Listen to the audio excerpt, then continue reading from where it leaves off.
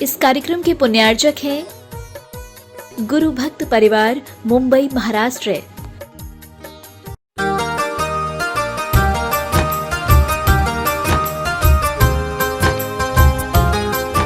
उपस्थित पुण्यात्मा महानुभाव, आचार्य भगवान श्री कुंद कुंद देव द्वारा विरचित श्री रेण शारजी ग्रंथ की वाचना प्रारंभ हुई थी।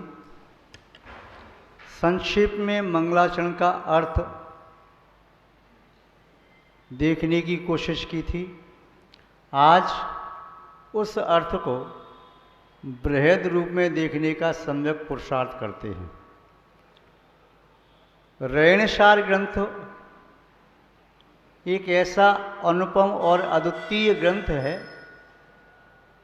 2000 वर्ष के इस काल में इस ग्रंथ का शानी रखने वाला दूसरा ग्रंथ नहीं है। ग्रंथ तो आचार्यों ने बहुत लिखे, किंतु इस ग्रंथ की विशेषता ये है, इसमें श्रमण और श्रावक, श्रमणी और श्राविका, जो भगवान महावीर स्वामी आदि तीर्थंकरों के समर्षण में 4 प्रकार का संघ रहा, जो चतुर्विध संघ जिन शासन के 4 स्तंभ हैं, उन चारों के कर्तव्य का वर्णन करने वाला एक ग्रंथ, लघु काय ग्रंथ। यूँ तो मुनियों के आचरण का कथन करने वाले ग्रंथ मूलाचार, मूलाचार प्रदीप, भगवती आराधना, वर्णकंडिका, आचार सार इत्यादि इत्यादि ग्रंथ हैं। नियम सार, प्रवचन सार, समय सार। और श्रावक के लिए लगभग हम समझते हैं 50 के आसपास श्रावकाचार हैं। 36 श्रावकाचार संग्रह तो प्रकाशित हैं, कुछ और भी हैं जिनका उसमें प्रकाशन नहीं हुआ। किंतु ये ग्रंथ एक ऐसा ग्रंथ है जिसमें आचार्य महोदय ने इस प्रकार की व्याख्या की है कि श्रवण के कर्तव्य का भी बोध कराया और श्रावक के कर्तव्य का भी बोध कराया। इसलिए अपने आप में अनुपम ग्रंथ है। अन्य ग्रंथ बहुत विस्तृत हैं। ये ग्रंथ लघु काय है, छोटा सा है।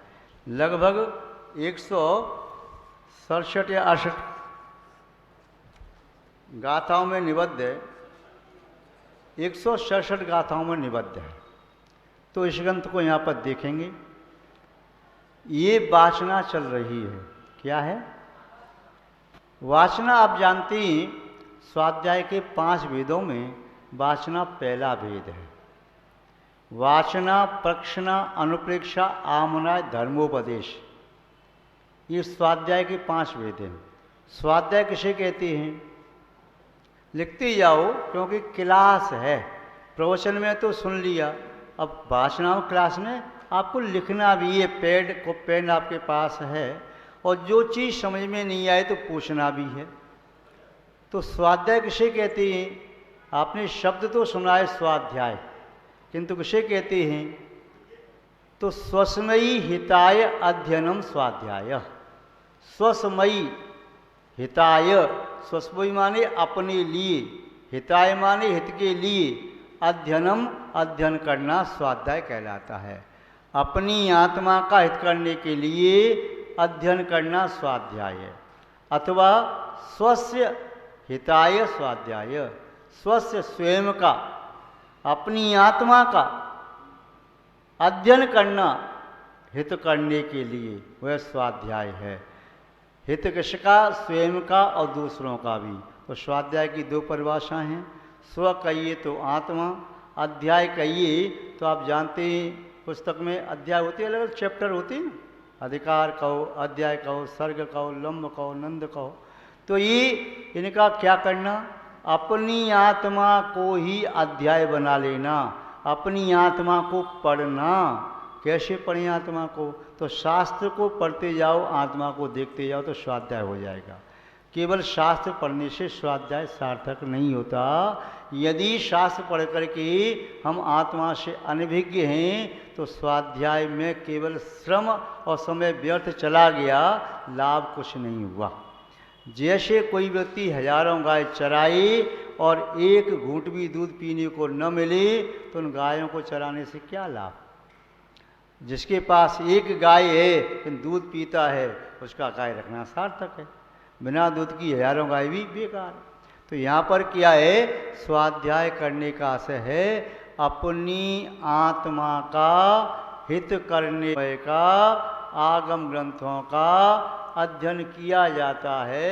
उस स्वाध्याय के 5 वेद, कितने वेद? वाचना, प्रक्षना, अनुप्रेक्षा, आमनाय, धर्मोपदेश। अब पांचों की संक्षेप में परिभाषा समझ लो।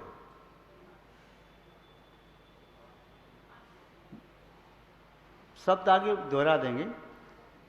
जिनेन्द्र भगवान द्वारा प्रतिपादित, गणधर भगवान द्वारा संग्रहित और मुनियों द्वारा रचित, यानी आचार्य उपाध्याय साधु द्वारा रचित आगम ग्रंथों को पढ़ना वह वाचना है। आगम में कितने अक्षर हैं? आगम में कितने अक्षर हैं? कौन कौन से? आ कहिए तो आप्त, आप्त कहते हैं अर्यंत भगवान को। तो जिनवाणी हमारी जो है कहाँ से निश्चित हुई है? अनंत भगवान से पढ़ते, वीर हिमाचल से निकसी गुरु गौतम के मुख कुंड ढरी। तो जिनवाणी कहाँ से निकली? जिनेन्द्र भगवान, केवली भगवान, तीर्थंकर भगवान के सर्वांग से खिड़ती है। तो आप्त के माध्यम से वह उत्पन्न हुई। किसने झेली? गणधर परमेश्वरी ने। गा कहिए तो गणधर, गणधर भगवान ने संग्रह किया, झेला उस ध्वनि को। और माँ कहिए तो मुनि महाराज। आप साहू कहते हैं ना, साहू मंगल, साहू लोकोत्तमा और साहू शरणम। तो साहू से कितने कहते हैं? आचार्य उपाध्याय साधु, तीनों कहते हैं ना। तो मुनि शब्द से भी तीनों आचार्य उपाध्याय साधु के द्वारा लिखी गई है। जिनेन्द्र भगवान ने, आप ने कही, गणधर परमेश्वरी ने संग्रह किया और मुनि महाराज ने लिखा, आचार्य उपाध्याय साधु ने। तो उसे क्या कहते हैं? आगम ग्रंथ। क्या कहते हैं? किसी भी विद्वान के द्वारा लिखी पुस्तक को आगम ग्रंथ नहीं कहते। अन्य ऐलक जी, क्षुल्लक जी, आर्यका माता जी और शुल्का माता जी, त्यागीवती के द्वारा लिखी पुस्तक को भी आगम ग्रंथ नहीं कहते। संभव दृष्टि आगम ग्रंथ का स्वाध्याय करता है। तो आगम ग्रंथ मीन्स आप द्वारा कहे हुए, गणधर भगवान द्वारा संग्रह किए गए और मुनि आचार्य उपाध्याय साधु द्वारा लिखे ग्रंथों को आगम ग्रंथ कहते हैं। जो पूर्वापर दोष से रहित हों, न्यूनता अधिकता से रहित हों, वस्तु तत्व का ज्यों की त्यों कथन करने वाले हों और जिसमें अन्यथा व अन्य प्रकार से कथन नहीं हो, जो अज्ञान के नाशक, ज्ञान के प्रकाशक हैं, वही ग्रंथ वास्तव में आगम ग्रंथ शास्त्र हैं। तो इनकी वाचना प्रारंभ हो रही है। तो वाचना का आशय क्या हुआ? वाचना माने पढ़ना। कहते हैं ना, बाँचो, बाँचो, पुस्तक लिखे बाँचो, हम सुनेंगे तुम बाँचो। बाँचो माने वचन उच्चारण करते हुए। वाच शब्द वचन से बना है, तो वचन का उच्चारण करते हुए मन मन में नहीं पढ़ना है, जोर से पढ़ना है, जिससे हम भी सुने और सामने वाला सुने। जब व्यक्ति आँखों से पढ़ता है, मन में पढ़ता है, तो वह विषय समझ में कम आता है। और जोर जोर से पढ़ता है तो मन स्थिर होता है। जोर जोर से पढ़ रहा है, सामने वाले भी सुन सकते हैं। तो वासना का आशय क्या है? आगम ग्रंथों को जोर जोर से शुद्ध शब्द और अर्थ का उच्चारण करते हुए पढ़ना, उसे वासना कहते हैं। क्या कहते हैं? तो ये क्या चल रही है यहाँ पर? कौन से ग्रंथ की? इसके कर्ता कौन हैं?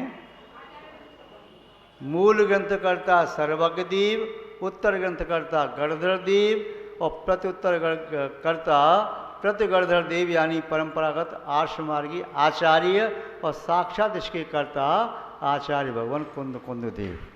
ठीक है। तो वाचना शब्द समझ में आ गया। प्रक्षना, दूसरा शब्द क्या है? स्वाध्याय का भेद प्रक्षना। जब हमने ग्रंथ को पढ़ा, बाँच लिया, अब वांचने पर सब विषय तो समझ में आता नहीं है, कुछ विषय ऐसा भी है जो समझ के बाहर है। जैसा हमने समझ लिया वह सही समझा है कि गलत समझा है, इसका निर्णय कौन करेगा? तो प्रश्ना के माध्यम से जो हमसे बड़े हैं, जो हमसे उम्र में बड़े हैं, ज्ञान में बड़े हैं, तप में बड़े हैं, दीक्षा में बड़े हैं, अनुभव में बड़े हैं, उनसे पूछना। पूछने में शर्म नहीं करना। जो पूछने में शर्म करता है वह मार्ग से भटक जाता है। और जो पूछ लेता है, घर में भी बालक पूछता है, पापा मैं ऐसा कर लूँ, मम्मी मैं ऐसा कर लूँ, मम्मी अब मुझे कहाँ बैठना है, अब क्या करना है, ये खा लो, ये अन्न तो नहीं है, ये जमीकन तो नहीं है। तो पूछ पूछ के जो करता है उससे भूलें कम होती हैं। और जो पूछता नहीं, अपने आप को स्वयंभू मान लेता है, मैं ही सब जानकार हूँ, तो उससे पग पग पर पल पल में भूलें होती हैं और एक दिन वह मार्ग से पतित व भ्रष्ट भी हो सकता है। इसलिए प्रश्ना नाम का भी स्वाध्याय होता है, पूछना चाहिए। तो किन से पूछें? जब भी आपके यहाँ आचार्य उपाध्याय साधु आएँ, ज्ञानी विवेकी और जो अनुभवी हैं, साधक हैं, तपस्वी हैं, वे आएँ तो उनसे हाथ जोड़ करके निवेदन करना, महाराज जी मेरी एक जिज्ञासा है, मैं पूछना चाहता हूँ। वो कहेंगे आप पूछो, तो उनसे पूछ लो। तो जब भी स्वाध्याय करो, वासना करो, अपने पास एक छोटी सी डायरी और पेन जरूर रखो। जो वह विषय समझ में नहीं आए नोट करो, शास्त्र ये का लेखक ये, प्रश्न नंबर ये और शंका हमारी ये। तो फिर जैसे महाराज आएँ तो पूछना, महाराज जी हमने इस शास्त्र के इस पृष्ठ पर इस गाथा में यह विषय पढ़ा था, समझ में नहीं आया, इसका अर्थ क्या है? और आपने अधूरा पूछा तो ये कहाँ बताएं, ये कहाँ कहीं पढ़ा है, हमने कैसा पढ़ा याद नहीं है। नहीं, नोट करो। तो उसको पूछना क्या कहलाता है? प्रश्ना। तो प्रश्ना करना भी स्वाध्याय है। यदि आप शंका समाधान कर रहे हैं तो भी स्वाध्याय है। यदि हम महाराजों को पढ़ा रहे हैं, महाराज ये हमें पूछ रहे हैं, तो ये भी स्वाध्याय है। ऐसा नहीं ग्रंथ खोल के पढ़ें तभी स्वाध्याय है, पूछना भी स्वाध्याय होता है। उससे भी आत्मज्ञान की प्राप्ति, वेद विज्ञान की प्राप्ति और आत्म प्रदेशों में सम्यक ज्ञान का दिव्य प्रकाश प्राप्त होता है। तो प्रश्ना हो गया। तीसरा क्या है? अनुप्रेक्षा। अनु कहो तो पीछे, कहते हैं आप हमारा अनुगमन करो, मतलब हमारे पीछे पीछे चलो। हम भगवान जिनेंद्र के अनुयायी हैं, तो हम जैन हैं। अनुयायी माने भगवान जिनेंद्र का अनुगमन करने वाले, उनका अनुसरण। इसका अनुसरण करो, ये जैसी क्रिया कर रहा है वैसे करो, अनुसरण करो। तो अनु माने पीछे पीछे चलना। समझ में आ रहा है? और दूसरा शब्द क्या है? प्रेक्षा। प्रेक्षा का अर्थ क्या होता है? देखना। पहले मंदिरों में प्रेक्षागृह होते थे। गर्भगृह के बाहर एक मंडप होता था, पौरी मंडप, जहाँ पर भगवान को विराजमान करके अभिषेक करते थे। मारना लगा होता था ऊपर से, चंदोबा वगैरह, और बड़ा डेकोरेटेड होता था।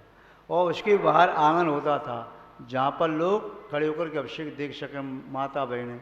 ऊपर वो क्या बोलते हैं, अंदर गोक्षी होती थी ना, दुछत्ती, तो ऊपर ही होती थी। तो जो ऊपर से भी उधर आंगन में, हॉल में, तीन साइड में, इधर भगवान विराजमान हो गए, तीन साइड में वो जमीन से 5-6 फीट ऊंची, 7-8 फीट ऊंची, वो ऐसे कर दी दुछत्ती जैसे मालूम करना में। तो वहाँ पर बैठ कर के वैसे देखते थे। भगवान इतने ऊँचे होते थे कि नीचे वालों को भी दिखाई दें, ऊपर वालों को दिखाई दें। तो प्रेक्षागृह कहते, उसे क्या कहते? प्रेक्षागृह। प्रेक्षा माने देखने के भवन, जहाँ से हम देख सकें भगवान का अभिषेक आदि, तो प्रेक्षागृह कहलाते थे। तो आपने यहाँ शब्द देखा था प्रेक्षा। प्रेक्षा माने, वाह आप तो समझदार हो गए। अब बताओ आपको क्या पढ़ाएं हम। तो अनुप्रेक्षा, तो अनुप्रेक्षा माने पीछे देखना। तो क्या पीछे मुड़ के देखना है क्या? नहीं। कैसे देखना? आपने शास्त्र की वासना कर ली, जो विषय समझ में नहीं आया तो पूछ लिया। अब क्या करो? पुनः पुनः लौट करके मैंने क्या क्या पढ़ा है, मैंने क्या क्या पढ़ा है, ये भी मैंने पढ़ा, ये भी पढ़ा, ये भी पढ़ा, ये भी पढ़ा, ये पढ़ लिया, ये पढ़ लिया, तो पुनः पीछे पीछे मुहुर्मुहु बार बार पुनः पुनः उस पढ़े का रिवीजन जैसा करना। यदि रिवीजन नहीं करोगे तो आगे पाठ पीछे सपाट।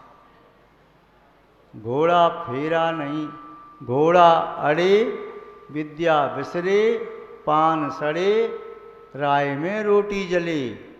क्यों? फेरा नहीं। घोड़े को एक जगह बांध दो, बार बार भराओ नहीं तो अड़ जाएगा, चल नहीं पाएगा।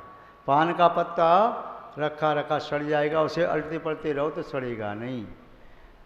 और रोटी यदि आपने रख दी गैस पर, उसको फेरा नहीं इसको तो जल जाएगी, आधी कच्ची रह जाएगी, आधी जल जाएगी। और विद्या विसरे, विद्या भी भूल जाती हैं यदि पढ़ी विद्या को बार बार पुनः पुनः स्मरण रिवीजन न करें तो। समझ में आ रहा है? अनुप्रेक्षा समझ में आ गई?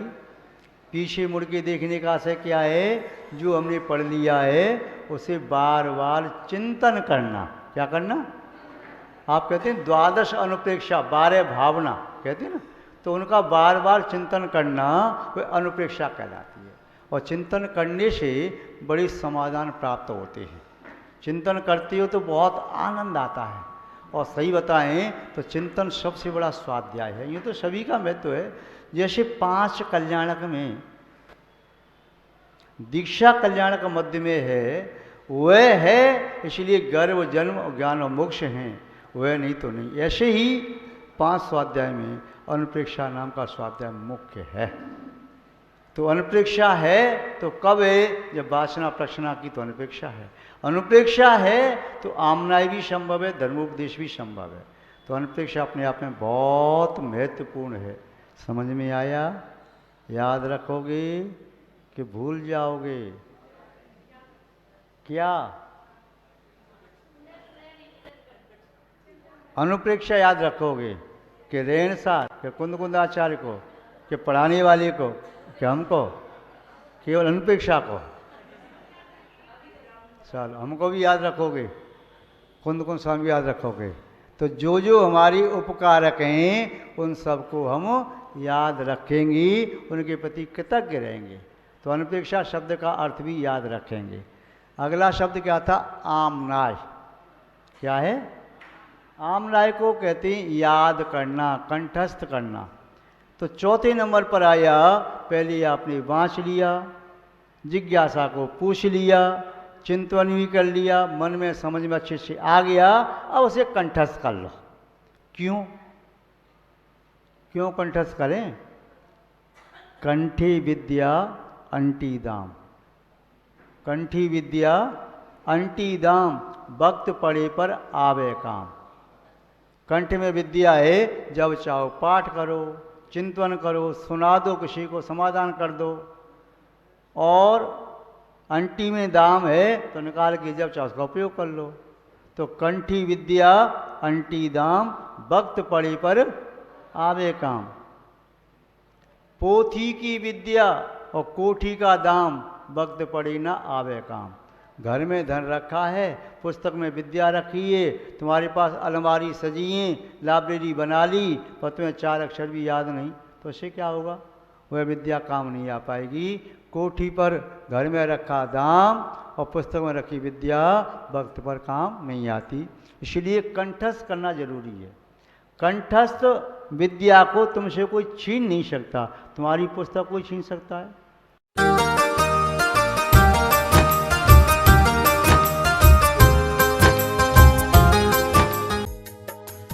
इस कार्यक्रम के पुण्यार्जक थे गुरु भक्त परिवार, मुंबई, महाराष्ट्र।